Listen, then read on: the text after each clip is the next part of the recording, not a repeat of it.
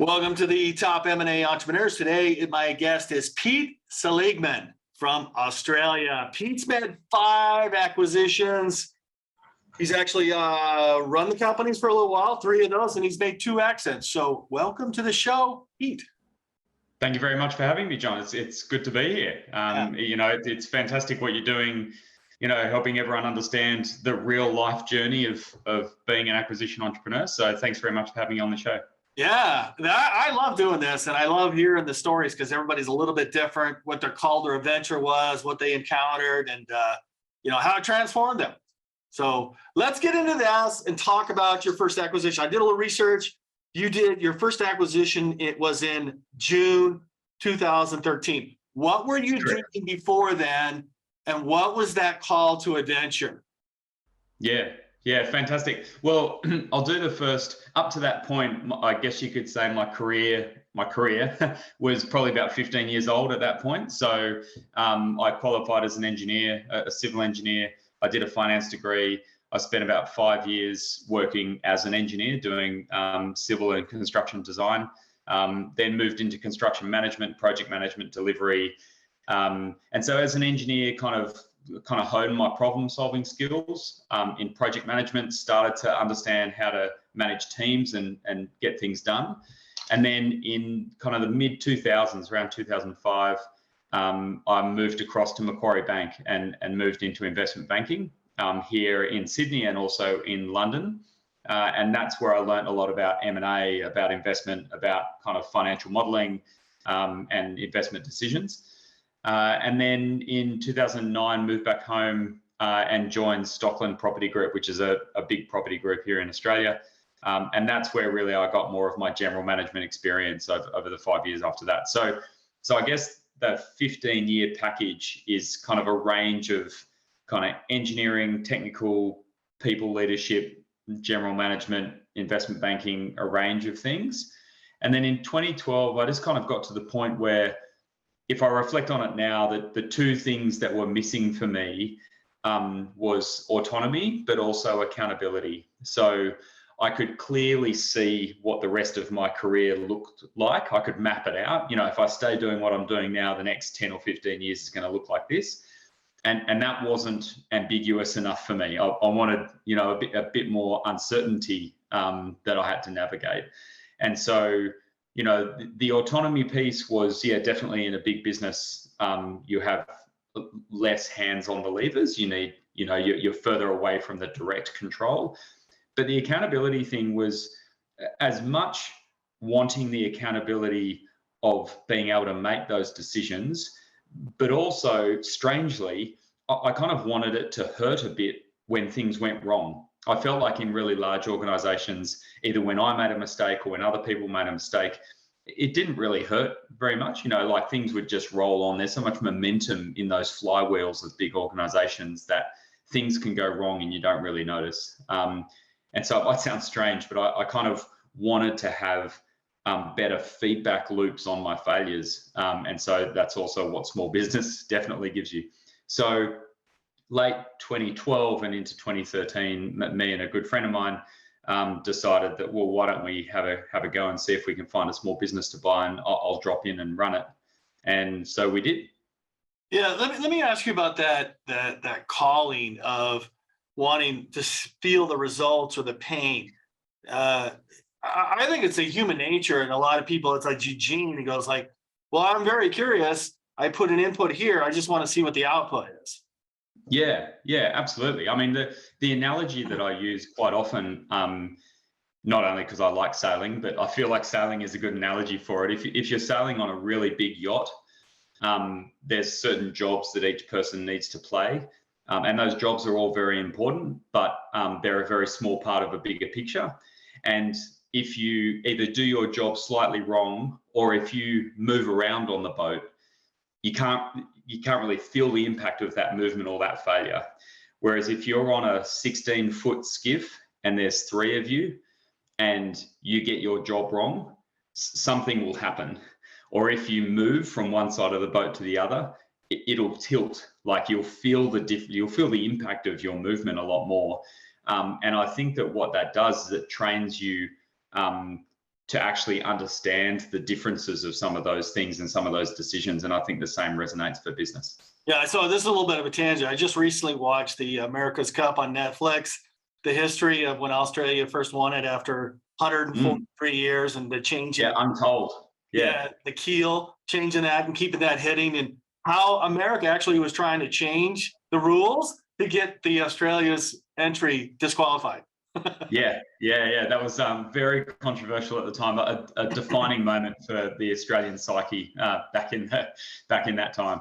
And the skipper just said, like, I did it once, I'm retired. He didn't come back. Yeah. I'm out. Yeah. It took so much of my life and my energy. I'm done. Yeah. It would have been a very tiring process, I imagine. Yeah, and Dennis Conner kept coming back and back and back. And anyway, so what was the first business that you bought? And tell me what the process of in Australia, how's that a little bit different than United States? So yeah, the first business we bought was SRO Technology. It's a business that we still own today. So me and Ian, who I co-invested with, we're still basically 50-50 on that. There's a couple of minority shareholders as well. And yeah, what is SRO Technology? Is it it's a business that designs and installs and commissions and then calibrates measurement instruments for the mine sites. So measuring the flow of materials around the site, tons per hour on a conveyor belt, flow through pipes, density in ponds, that kind of thing. So all the instrumentation, so the nerve endings effectively of the brains of the mine site. So we've got, that has longevity, not a trending business. Yeah, that sounds like especially in Australia where it's only populated by 2% of the whole continent. Yeah, I mean, so the thing for us in terms of fundamentals when we were looking for something to buy, first of all, we wanted to be able to fund it ourselves because we didn't want to play with other people's money just yet. And so it had a certain size restriction. We wanted to have something that was kind of people always talk about being in a boring industry, but being relatively boring, but having something that was a little bit special about it. So for example, it's generally in the field of electrical kind of services, but because it's instrumentation, it's a little bit unique in that field. There are plenty of competitors, but it's unique in that overall field. And that does things like improves margins, increases charge out rates, those kinds of things. But also what we wanted that the business that we ended up buying to be issuing invoices directly to the end customer, directly to the big blue chip customer. We didn't want to be 5 layers down in the contracting kind of scale. And so that was another thing that we were after, is we wanted to see on the books of the company that we bought the good names of customers, the BHPs, Rio Tintos, all those names in there. And why was that important to you? Because we felt like if we had a direct connection with the end user, effectively the ultimate customer, that was our ability to make sure that the decisions that being made at that point, we at least had some kind of influence or input into. If you're 5 layers down in the contracting stack, obviously you've got a direct customer, which is the next person up in the stack. But if bigger decisions are being made further up that chain, you do end up being much more of the tail than the head, if that makes sense. So it just felt like a nicer place to be. Yeah. That's your criteria was to have some kind of result. And if you were 5 chains down, you couldn't really change the product because you have to go through 5 layers to improve your product. Yeah. Or even get paid directly. Yeah, that's right. So all of those things, it ticked all of those boxes. I mean, at the time, a very small business. So, when we bought it, it had 5 people in it, 2 of whom were the husband-wife founder, right? So very, very, very small business, but one that we could easily get our hands around, both financially and also operationally. So, from day one, I dropped in to start running it and turning it around. And today, we're approaching 100 people. We've got offices in, I'm losing count, but probably six different locations around Australia. We've now expanded our services to a range of other things beyond just kind of the belt scale measurement systems that we did before. So yeah, it's going well. And again, we didn't buy to sell. We bought to grow. Like anything, if someone comes along with a great offer, who knows? But it's very unlikely that, we can see a lot of ongoing value in this business, and we can see a great future in it. And so we're really committed to continuing to grow it with the team that we've got. Well, tell me about the cap stack that you came in. You and your partner put in 50 down. Now in the United States, we have the SBA loan. You can put 10% down and get 90% loan. What's that like in Australia? Yeah. Yeah, we don't have the benefit of that great structure that you've got over there. So we just have to, at the time, we just had to go to a normal bank. In Australia, also the banking market, it's getting better, but it's relatively constrained. There are 4 big names, and then a couple of challenger banks that are coming through the ranks now. But we don't have a lot of options when it comes to kind of your traditional banking finance. And if you go to non-bank, particularly at that kind of size, the rates and the kind of equity carry that those non-banks want is quite punitive for a business of that size. So you either end up fully equity funding it, or you go to a pretty traditional bank. So I think at that point, you'd have to get into a lot of details around the exact structure that we used at that point, but we were basically 50% levered at that point. So 50%. So you brought in 50% cash, equity down, 50%. Yeah, 50% debt. Yeah. And did the owners stay on the business, or they exit? Yeah. So the owner was ready to go. The first time we met the owner was actually on Christmas Eve, 2012. We went down for a meeting. And both of us, having come from, having still being in relatively kind of high-rise office type jobs, probably turned up. I can't remember what we were wearing, but we probably turned up in shirt and tie and trousers, right? And the owner turned up in his cycling gear because he was already having a good time spending time doing triathlons and all that sort of stuff. Well in his 60s, but a pretty fit guy. But he was cruising and very much ready to retire. So he was happy to stay on. He stayed on for maybe, interestingly, that's a whole nother story.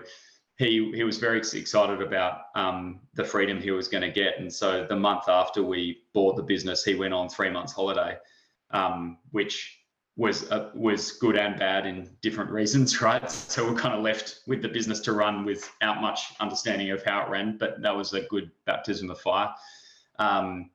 So yeah, he by the time we probably got to 6 months in, I can't remember exact details, but by the time we got to 6 months in, he was probably not really doing much by that point. So it was relatively quick. Was it a good business when you looked at it, and how did you find it? And there's 2 parts to that question. So how did you find it? Was it a good business financially? Did it make good money on top end? You said how many employees did it have? Yeah. So I'll answer the first one. So how did we find it? We found it just through normal broker channels. So a lot of the searchers that I'm working with in the search fund world at the moment do a lot of proprietary search, and so they'll run their own pipelines. At the time, we really just used brokers. Yeah. So we probably had a list of 5 or 6 brokers and a few online sites at the time. We estimate that we would have looked at 200 businesses over about a 4-month period. We probably looked in detail at 50 with 10 to 20 and put in offers on 5 and bought 1. So that kind of pipeline ratio. Interestingly, one of the other 5 offers we ended up buying 2 years later. So that was kind of our pipeline down. It was all through brokers though. And when I think about those numbers previously, I thought, wow, we looked at 200 businesses. But now when I hear the stories of the searchers that I'm working with and the thousands that they manage to churn through on a monthly basis, it's a very different process. Very picky. Yeah. Yeah. So and answer to your second question, good business. The way I would describe it is the way that I would describe a lot of businesses I see at the moment. that are coming through the search pipeline as well. Like these are good businesses that are well run by founders that know how to run them. So so that doesn't mean that necessarily I can jump in and run it that well straight away. You know, like quite often, again, it doesn't matter whether you use like the analogy of an old vintage car or an old vintage sailing boat, right? Like if you watch the person that's been driving that vehicle for the last 15 years drive it from the outside, it'll look great. If they jump off and then hand you the keys and you jump in, like all hell can break loose. You know, you suddenly don't realize that, oh, that's how I've got to push the clutch. Oh, I didn't realize that it was a bit sticky on the right-hand turns. Oh, like, you know, that's like somebody say, hey, can I drive your 76 truck? And they go, yeah, but it sticks on the fourth gear. Yeah. And it pulls to the right a little bit. Yeah. Yeah, exactly. And so typically, like I would assume that for most businesses like that, particularly that are founder or owner led at the time when you buy them, you've got to assume that in the first 6 to 18 months, there'll be a whole bunch of turbulence while you redesign the vehicle for you. You know, it's been designed for them. And so you do need to go through some fixing. So, you know, so when we bought it, you know, the earnings margin was in excess of 20%. You know, the revenue was 20%. Bottom line was 20%. Oh, for a mining industry, yeah, okay. Yeah. I mean, it was doing well, but then when you look at it, it was probably run on the smell of an oily rag, right? Like it was, it was run by an owner that knew exactly the minimum amount that needed to be done to be able to turn that revenue into profit, right? So of course those earnings margins are going to go down in the period after we buy it, because we're like, okay, well, we can't do it on gut feel. We need a few more things put in to help us understand what those metrics really mean. And so all of those things add up. And you don't know what's in his head too. I mean, he's not telling. I have a perfect example. I have a student that sent me a sim, and there's 3 owners. They each own 33%, and they're all leaving. I said, that's brain drain, man. You're not going to know what to do because 3 of them are leaving at the same time. Yeah. And you just need to be ready for that. And that doesn't necessarily, that's not necessarily prohibitive, but you need to factor that into your pricing and your structuring of the deal to make sure that you've got some buffer in there to take account of that turbulence that you'll hit on the way out. So yeah, I mean, I think it was a good business. It clearly had some good recurring revenue in there that kept on coming through in the period during which we were learning how to run it. And you know, like in that first probably 24 months, I kind of put myself into every single part of the business. Like I would go out onto site, I would go to customers and sell things, I'd write quotes, I'd be in the workshop building things, like loading things onto trucks. Like, so I had to learn every single part of that business. And that was really useful, and even useful for me today. So would you recommend that to your search fund students and say, I don't think about working above the business or being an absentee owner. I want you in the business for 6 months to a year. I think so. Yeah. I think that it's very rare, particularly for the size of business that typically searchers are going to look at, and the kind of business that you will buy for the kind of multiples that we want to pay. They will need you to do that. You know, if you want to buy a business where from day one you can sit in the boardroom and like pull strings, you'll be paying a higher multiple and it'll be a bigger business, and that's fine. But it'll just be a different vehicle at that point. You know, it'll have management, it'll have a CEO, it'll have executive team, it'll have reporting structures, and then you can just sit in the boardroom and pull strings. That's fine, but it'll be a much higher multiple and a much bigger business. Yeah, let me ask you about. Go. Let me ask you about, sometimes I see individuals that spend time in investment banking and doing numbers for big numbers. They overcomplicate the valuation of it.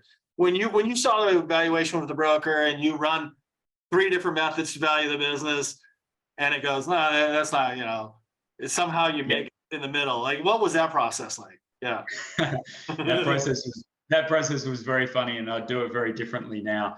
I mean, so Did you overpay? Do you think you overpaid? No, I don't. No, we didn't actually. We did all right. I think we did all right. And we did very well on the debt funding at that point, which is better than what most people were doing a couple of years after that, because the debt markets kind of changed a bit in the 3 years after. They're coming back now. So I think we did okay in terms of the pricing, but I do think that when I either think or look back at the kind of analysis that we did, you know, I don't know if in the US you know Macquarie, but it's a very well-known investment bank here, and does a whole bunch of very, very interesting and complex deals, and has done many over the last few decades. And that was my background. And my business partner had come from PwC, PricewaterhouseCoopers, which again is a big global name, right? So, and he'd been spending his last 15 years doing a whole bunch of M&A deals globally, some of which we worked together on coincidentally, you know, billion-dollar transactions, that kind of stuff. We brought that sledgehammer to. So it was like I brought a nuclear bomb to a small. Yeah. It was very funny, and so, but it was useful. I mean, we really did get under the bonnet of that thing. And so what I learned through that process is it's definitely important to know how to ask good questions and do good analysis. But you want to make sure that is fit for purpose to the volume and quality of the data that actually exists in the business. Like so often these small businesses, like they've got a certain amount of data, and that data has a certain level of quality, but it's probably not the kind of quantity and quality that stands up to real deep analysis, right? Like it's not worth that much analysis. But you can't. I mean, you can't do analysis unless you have something else to compare it to, right? Yeah. It's hard. So in terms of the valuation and the structuring, it was relatively simple. We paid a certain amount up front. There was an earnout over a 18-month period, I think, 3 6-monthly tests on earnings against which we would then make subsequent payments. So I think that structure was relatively simple and kind of still relatively normal for what we're seeing today in similar transactions. So yeah, we didn't end up overcomplicating it at that point. I mean, I often say to people, I really kind of enjoy the structuring piece. I think it's an interesting puzzle to try and solve. Like, how do you bridge that gap between buyer and seller through a transactional structure that actually manages risk on both sides? I think that's an interesting challenge. The challenge for me personally is not to kind of overcomplicate it just because I'm excited about it, because often you overcomplicate it to the detriment of the seller. Yeah. What's your style there? Some people go, hey, you did a great business and you built it over a few years, love it, we think it's worth this. And then there's some people coming and goes like, there's a scratch on there, there's a dent over there, and we think, you know, we only. Yeah, so I would, my general approach would be to go in relatively early with an indication of value that I know has some buffer in it for all the things that you're going to find along the way. Is this a Warren Buffett margin of safety offer? Yeah. It's an offer that says, look, I'm happy to trade at this price, and I know that there will be gives and takes through this process. And I know that, you know, like it'll not only be gives and takes in terms of what you find in due diligence, it'll also be gives and takes in terms of what you as the buyer need to give away to the seller during negotiation. So it'll be things like, you'll get through the negotiation and then suddenly they'll turn around and say, oh, and by the way, I assumed that I was going to keep my vehicle that's currently sitting in the company books. So I'll have that, right? Like that's a $50,000 vehicle, but I'm going to keep that. And so suddenly like there's another 50 grand that's just gone out the window so when you're thinking about the valuation, you need to assume that through the process, you're going to be giving away probably a couple of $100 grand or more to the seller just through negotiation and findings. But what you've also got to assume is that through that process, things like working capital will probably end up paying you back. Like that they probably haven't been really managing their working capital very tightly, for example, and they probably don't really understand their working capital as well as what you hopefully will be able to post completion. And so that'll pay you back for some of those downs. You'll get some ups on the other side as well. And so I definitely think that people spend a lot of time, and whenever I see an offer that says we'll pay you, 8.93 million, which is equal to a 4.75 times multiple, I'm like, just call it 9 and it's a 4 times, like. Or what's the difference? Yeah, it's like there's far too much accuracy. Yeah, like 2 months, 2 months revenue different. There's no difference. Yeah, yeah. So I'm much more about, look, it's about this much, and as long as we can end up paying about that much, then the rest will come out in the wash, and there'll be some ups and downs. Because ultimately, if you're planning on holding this thing for 5, 8, 10 years is usually what you need to do. It'll look so different by the time it gets to that point. But yes, I'm not saying that you don't want to buy well. You definitely do want to buy well, but you don't need to sharpen your pencil right to the nth degree, because that's where you risk losing the deal. Well, back to your acquisition thesis, was it buy and hold, or buy and hold till we get till 5x or somebody makes us a stupid offer? It was pretty much buy and hold, really. We knew we wanted to buy a couple or a few. Like we didn't have a certain amount of money we wanted to spend, or we didn't have a certain target exit date or anything like that. It was like, let's build a small portfolio of businesses that we can own and operate over the longer term and grow them. If my promise to my wife, and I think the same for my business partner and his wife, we had an amount that we're allowed to lose and an amount of time we're allowed to waste before we had to give up and go back to our day job.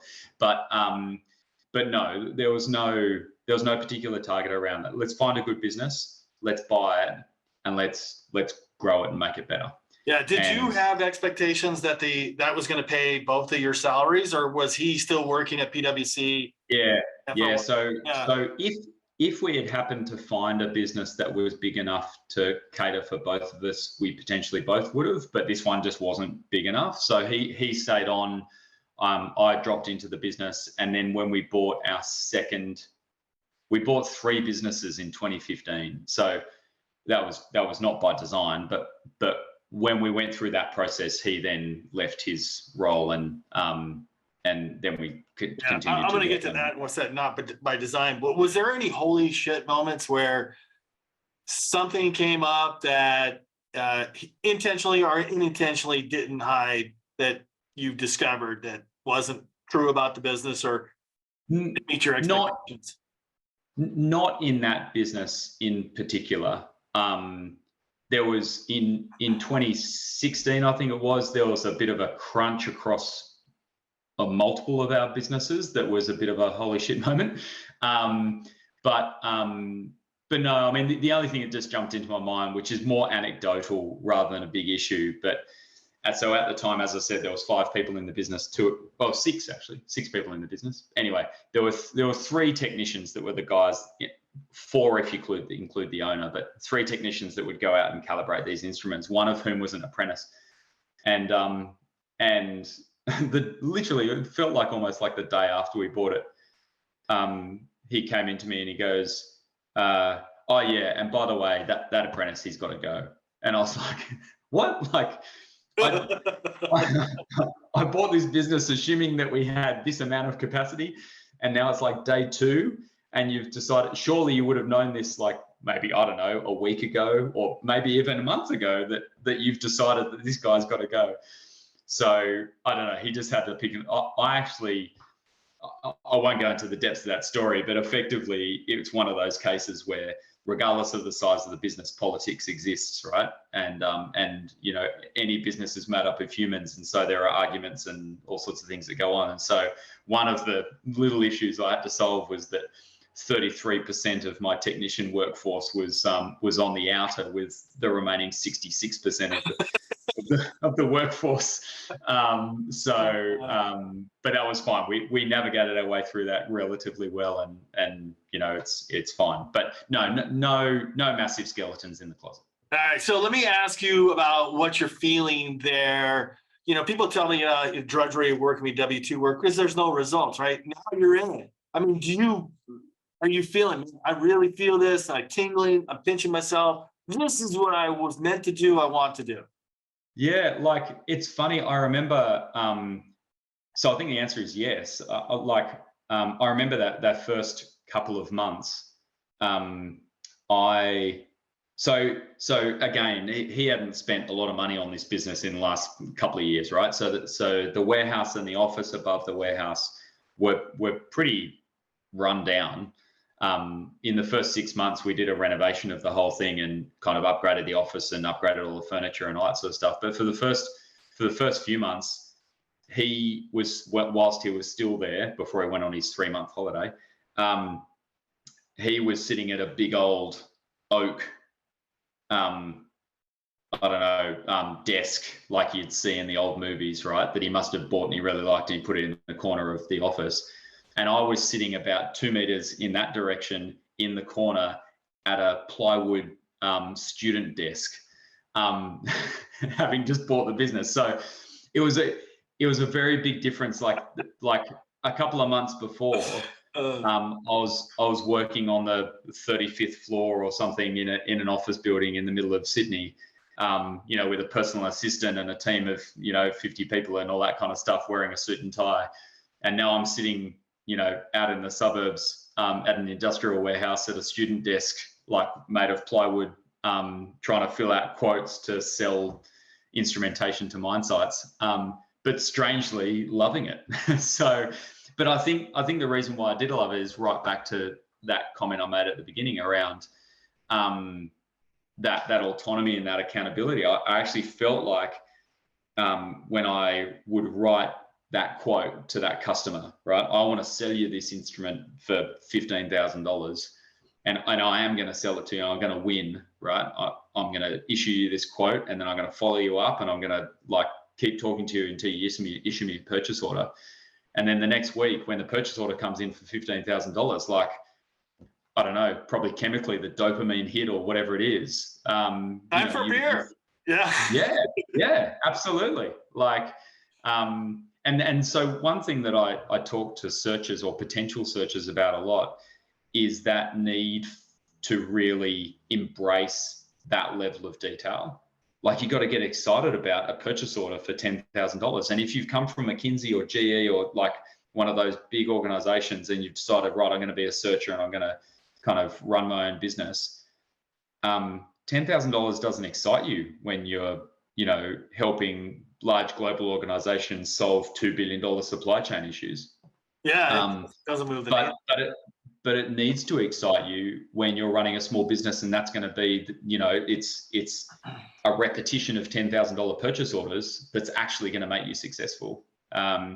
So yeah, I feel like in that first 6 to 12 months, it reinforced my enjoyment of that process. Beautiful. Was there anybody that you followed at the time, said these are my inspiration, this is where I want to go? It could have been anybody. Yeah. So interestingly, at the time, I mean, I know that ETA, like entrepreneurship through acquisition and search and everything, was a big thing in the US by that point. I mean, we're talking 2013. It was definitely well known at that point. Even in Europe, there was some. In Australia, there were people doing things like this, but no one really knew each other.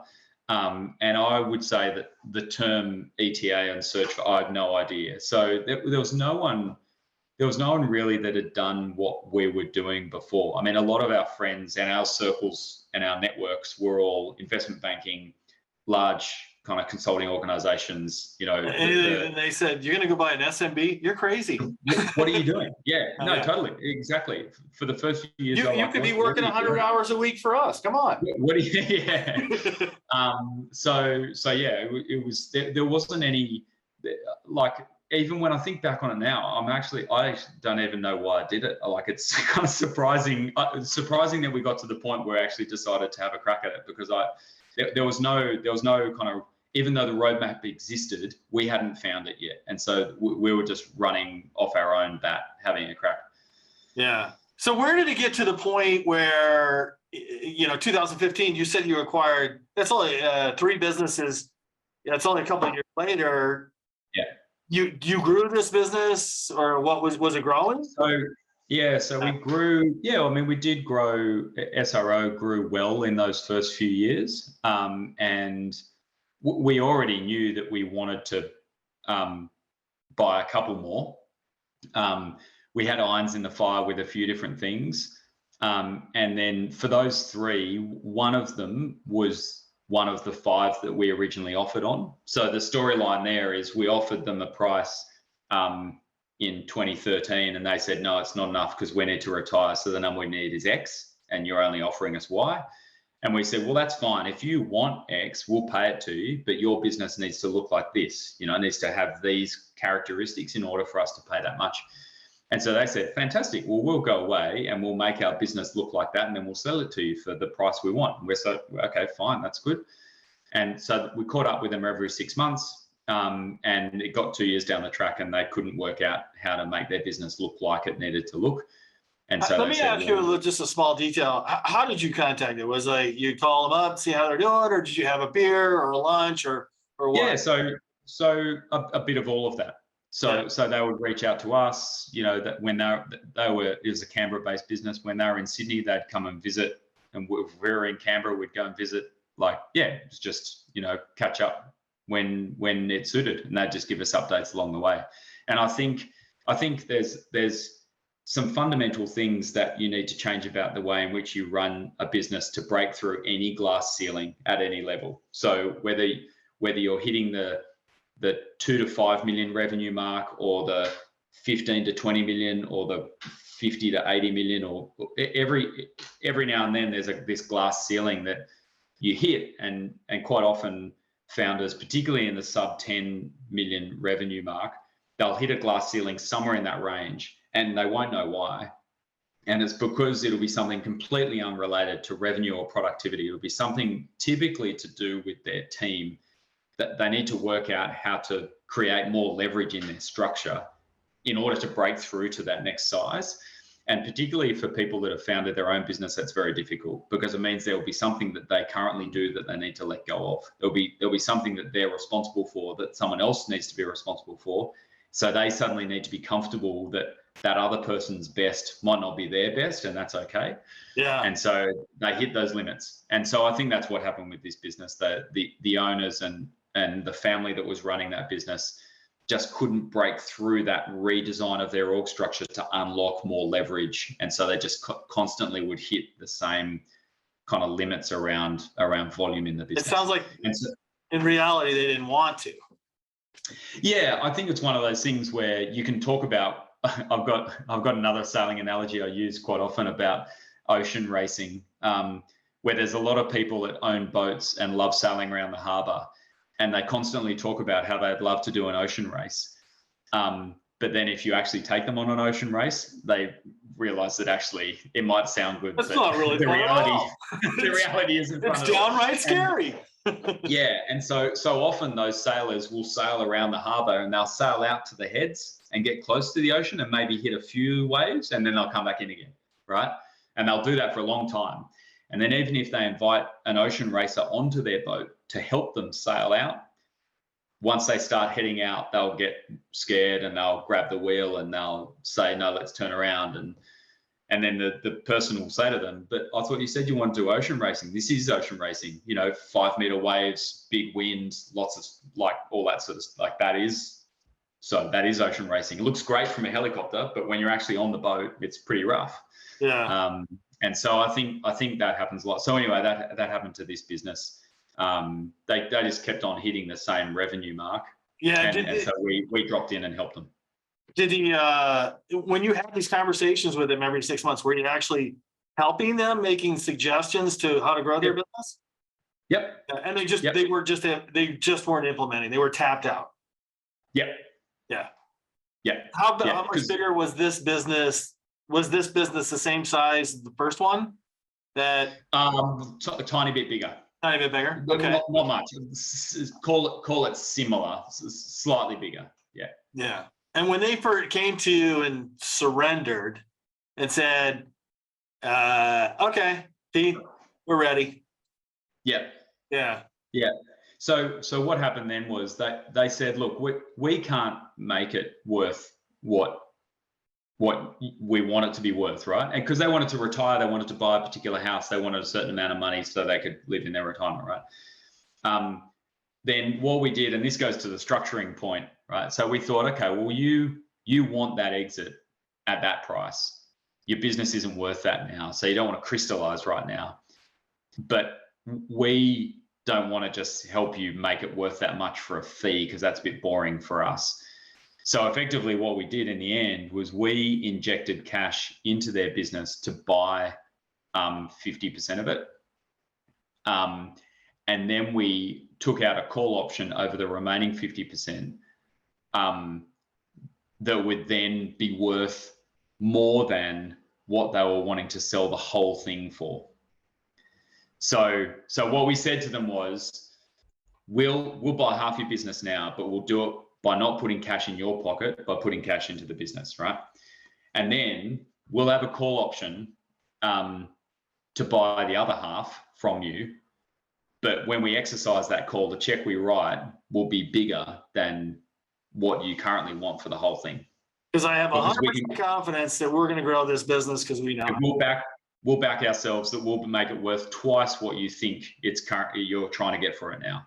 It sounds like an Elon Musk comp plan with Tesla. And they said that sounds great, but what if you fail? Like, what if you don't manage to grow it, and we want to kick you out again because now you own 50% of our business, and actually it's not worth more than what it was? And we said, okay, well, if we don't increase revenue by 50% within, I think it was 2 years. I think we had to increase revenue by 50% within 2 years. And if we didn't do that, then our call option expired. And so they agreed to that. We increased revenue by 50% in 11 months. But you still own 50% in 2 years if your call option expired. Yeah. Well, no. They had a call option over us. Oh, okay. So a put and call option, so they can have. Yeah. So if we didn't increase revenue by 50% within 2 years, they could buy our shares back. Yeah. And at the same price. And you accomplished it. Well, we increased revenue by 50% in 11 months. Oh, fantastic. And then we exercised the option in 2 years. And they wrote a check, how much bigger than it would have been if they just bought the business right out the first time they're trying to sell it? Lot higher, huh? Yeah. So we paid them more than we paid them a check that was bigger than the check they were originally wanting. And it was more than twice the amount that we would have paid them if we just tried to buy the business in the beginning. And where did that cash? Effectively, they got the dollar value that they were always saying that they wanted. That exit amount they had in their head. Where did you get that money? Was it the cash flow from the first balance sheet of the company, or to exercise the option? No, to exercise the option, it was kind of it was coincidental. One of the other businesses that we bought was with a group of co-investors, and they really liked the look of this business. So together we bought out the other business. Yeah. And you're at this time, does your partner PwC is like there's enough cash flow to support him too yet, or what? Oh yeah, totally. Yeah. So he was out in 2014 or 2015. Yeah. Yeah. So you have this first one, the SRC, and this other one. Is it complementary industry, still at mining, or what was it? No. So each of the ones that we've done haven't necessarily been kind of complementary. It's not like a roll up or a bolt on type strategy. There are similarities in terms of the situation that the business is in, and the size and scale of the business, and the age-ish of the business, and similarities in the situation of the vendor, of the seller of the business. I guess you could also, if you draw a line through most of the businesses except for one, they're all industrial product, IoT, kind of a bit of hardware, a bit of software. That they all have that kind of attribute, and they all have a level of kind of on-site service technician team type activity as well. So yeah, there are some similar attributes, but they're more characteristic than specific. Yeah, it's unrelated industries. You just bring in operational excellence to each one of those. Yeah. I mean, I think if you look at the simplest and frankly most common playbook for buying and then kind of growing any business at this size and age and scale, it'll be buy the business, fix the back office, increase sales. So, I mean, that's pretty much it. Like, if you buy generally a good business that's run by a good founder, the thing that's holding it back will be more internal than external. And so if you can unlock that leverage within the organizational structure, the leverage within the systems and processes. So I always talk about the triad of people, system, process. And those three things are usually undercooked in a lot of these businesses, and that's why they're capped out.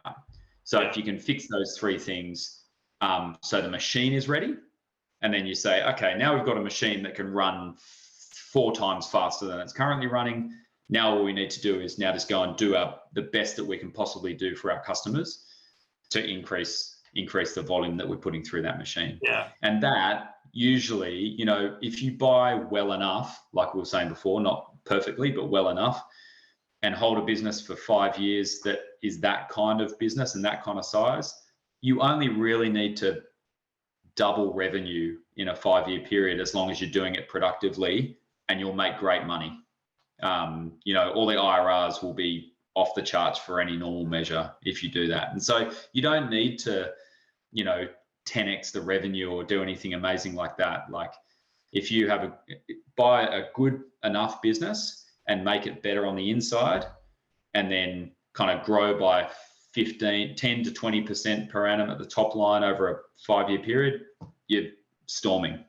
Yeah. What is your opinion on businesses? The software, it's leverage, right? You can bring on 1,000 people or 10,000 people. It's just a couple more servers versus an IT business where you got to bring on people for each $200,000 per employee revenue.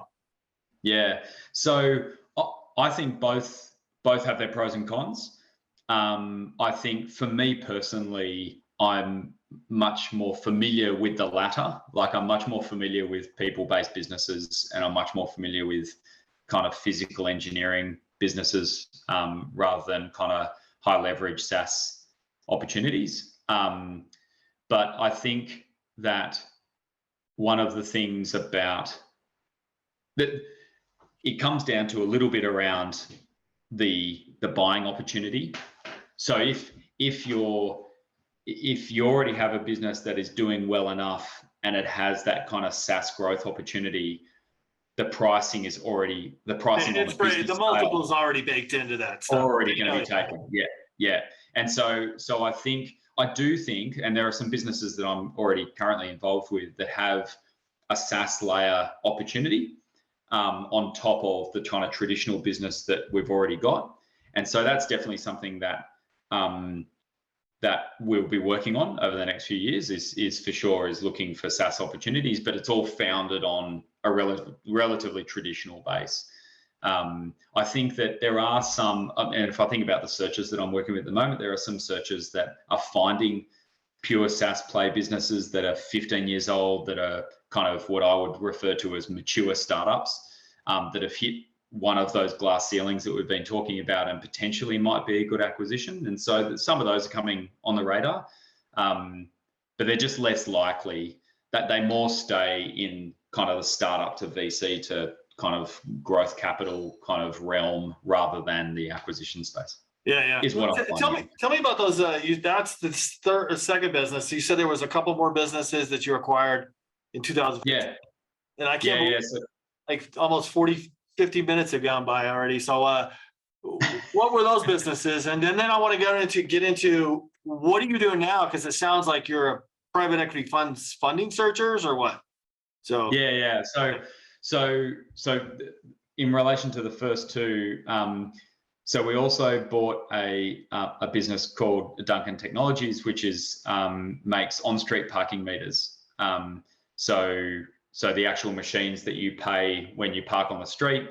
But again, it's a device with a software layer. So it's got a full software package that the local government uses to monitor all of those payments, payment gateway, predictive parking volumes, all that sort of stuff. So we bought that in 2015. We still own that today. We sold down a majority stake to a private equity firm a few years ago. But I still sit on the board and we still have shares in that. How big was that when you bought it? So that was a lot bigger. So that was, I mean, not heaps bigger, but it was a fair amount bigger. So that would have had, I'll talk in terms of people. So that would have had 70 or 80 people when we bought it. We're now about 100 people, 90 something people. Yeah. Nice. So yeah. I mean, that was definitely a bigger acquisition. And at the time we had a co-investor get involved with us to help us get that across the line from a funding point of view. So what's happening there is, are you reaching out to these investors, or is gravity happening and you're attracting these, hey, Pete's doing great deals. It's, let's find out what he's doing. Yeah. Yeah. So by that point in the process, I think because we were speaking to our existing networks in investment banking and accounting and legal and finance, and they were kind of hearing what we were up to, there was some more deal flow that was coming in at that point as a result of that. And also, there were a few people that were saying, look, if you come across another deal and it looks like a good one and you need some extra capital, then let us know and we might be interested to co-invest. So it wasn't that we went and raised capital. It was more that we were finding things and we found this one. We thought, oh, this one looks good. It's probably bigger than we can afford. Let's have a chat to one of those people that said they'd be interested in getting involved and see if they want to co-invest alongside us in this one. And yeah, kind of good to have a network of PwC and investment banking. Yeah, exactly. And so that worked quite well. That particular investor did well. They invested in 2015 and they exited in 2018, making quite a large multiple because effectively they sold their shares out to private equity. And we stayed on board. It worked well. And then the other business that we bought was probably a little too opportunistic. We bought a business that was wholesale travel. So it sold Italian travel holidays to Australian travelers. And we had a connection in our network that had a lot of experience in the travel industry and had come across this deal. And so we thought, okay, well, let's have a go and see if we can help buy and build that. But man, that was hard work. Yeah, that to me is like immediately outside your domain of expertise. Totally. And that's the lesson, right? So the lesson is you do need to stick to your knitting. There's a certain amount of variety you can, like when we were talking before, are these businesses similar? A lot of the other ones have similar characteristics, like they're built from the same mold. This one, complete outlier. And we thought, oh, that's all right. The other partner is bringing the expertise. We just need to bring that operational capability, right? And work out how to run the business. The real problem with that business was actually just the macro headwind was massive. Hotel beds, Airbnb, like all these other things were completely online, undercutting the fundamental value that it had in the relationships with the venues in Italy, which is where it had built its business. So luckily we managed to exit that and keep our shirt. So we exited that a couple of years later after trying a whole bunch of different strategies to make it work. But that was, there was some good learnings in that one for sure. Yeah, it's a funny story. And that was like I got married and took my wife to Italy, and I read the Rick Steves books and says, don't wear jeans, it's too Americanized. So I bought these stupid cargo brown pants, and we get to Rome, everybody's wearing jeans. Yeah. Perfect. Mopeds and jeans. That's it. It was like, oh, geez. Do I stand out now or what? That's funny. Yeah. So tell me, what are you doing now? Because I don't have a lot of time here. You've got You work with Yeah. searchers. What do you do? Yeah. Yeah, so effectively, I mean, long story short, it got to 2020. So each time I dropped in to run one of these businesses, the objective was to make myself redundant. So I would drop in, do some growth, and either promote someone from within or recruit someone from external to then make myself redundant. And so having done that a few times, get to 2019, 2020, just ignore COVID because it actually didn't influence these decisions. But it was just coincidental at the same time. But I was at a point where I was like, okay, so what next? Do I just like roll the dice again? So go and find another business, buy it, drop in as the CEO, and do the same thing again. And at the time, you know, I've got two boys. They're now 10 and 12. So at the time they were whatever, 6 and 8 or something like that. And I was looking forward over the next kind of 5 to 10 years and thinking, I want to have a bit more flexibility than what you can have if you're the hands-on CEO of a small business. And so I was looking for something in between. I didn't want to manage other people's money. I mean, that's another pathway, is to go and raise a fund and say, look, we've got this track record.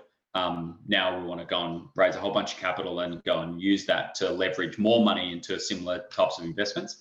And coincidentally, my business partner, Ian, he's done that just recently. So he's raised a fund in the last 12 months and has made a couple of acquisitions, which is fantastic. And so he's leveraging that experience to now go and do that, managing other people's money. And I wasn't keen to get into that kind of fund management space. So I was looking for how I could leverage the experience that we'd had together. And then by pure coincidence came across the search fund model because I was doing some work at NCAD in Singapore. And it just really resonated. Obviously, the searcher journey resonated with me because I was like, oh, that's so similar to what I've done. And I didn't even know it existed. How great's that? There's this whole community. And then also the thing that really worked for me was I looked at what is expected of the investor in that model, and not only what's expected, but what's available for the investor to do in that model, which is be much more hands-on than what you can be in a normal private investment or private equity type of model. You know, there's a desire from the searcher to have the investors involved. And I'm quite a hands-on person. And if you speak to any of the CEOs that I work with, hopefully I'm not so hands-on that it gets annoying, but occasionally I probably am. But that really resonated with me, as the opportunity to work closely with these searchers and actually kind of get close and coach them through the process. Is it the search type fund where you're giving them a check every year for a couple of years, or is it self-funded? Yeah. Okay. Yeah. Or a bit of both. Like there are some self-funded searchers that I work with as well, where I catch up with them once a month and help them kind of think about the way in which they're progressing their search. And then potentially when they acquire, I might invest. But yeah, I'm also invested in the search phase of a number of searches as well. So yeah, I'm doing that. I still sit on the board of SRO, of Duncan Technologies. I made an investment in a ticketless parking business last year. So I'm on the board of a range of businesses that I had already previously invested in, and backing these searchers to make acquisitions as well. We don't have a lot of time, but I'm just curious about what are your expectations as a search fund? So these searchers, I need you to find this type of business, and then we're going to sell it in 5 years or 7 years. So the model sort of expects an average of 5 to 10 year hold and about an 8-year average in terms of the exit. Me personally, I don't really mind on the exit pathway, but there's usually 10 to 15 investors involved, of which I'm only one, right? So I'm just a co-investor alongside another 10 to 15 that are all sitting in there backing the searcher. In terms of what they should look to buy, I guess kind of if you think about the conversation we've just had around the fit for me with particular businesses, that's the most important thing for me. I mean, so the test is, do I think this individual, this searcher, has the capability, the grit, frankly, the problem-solving mentality and the coachability to traverse this journey, right? This whole weird search journey. If yes, then the task for me is to help them find the most suitable business for them. rather than for me to say, I really like engineering services or I really like property management. The best thing is for me to say, okay, well, I really like you because I think you're a capable person that's going to run a great business and you're humble enough to be coached. How do we find a business that's a great fit for you? It's like you're backing the jockey and then you've got to find the horse. If we're looking for a horse, it's not a horse that I'm going to ride, it's one they're going to ride. So it's got to be a good fit for them. It's just another way to drop a GM when that into a company. It's just when you do it, you get the job first. Backing the GM first and then trying to find a company to fit rather than the other way around. Right. Well, Pete, I have ran out of time. I'm on 5 more minutes, and thank you so much for doing this. This is great. Very helpful. No worries. I really enjoyed it. How do people get in touch with you? Well, I'm on LinkedIn, so that's I'm active enough on there that a message on there will get through to me. I've also got a website that people can use to have a look at some of the stuff that I've done. But probably LinkedIn is the easiest way. So, you can drop it in the notes or, people can look me up and they'll find me pretty quickly on LinkedIn. Beautiful. Thank you so much, Pete. Cool. Thank you. It was great to chat. I really enjoyed it. It was a fun conversation. Yeah, that's good. I love these stories. I love them. If I could just tell, write a book on this, man. Maybe one day. Yeah. Thank you. Thanks, John. I hope this video has inspired you. If you need help buying your first $1 million business, make sure to visit me at dealflowsystem.net. If you like this video, make sure you subscribe down below. Comment on it, share it, tell everyone about it. And thanks for watching.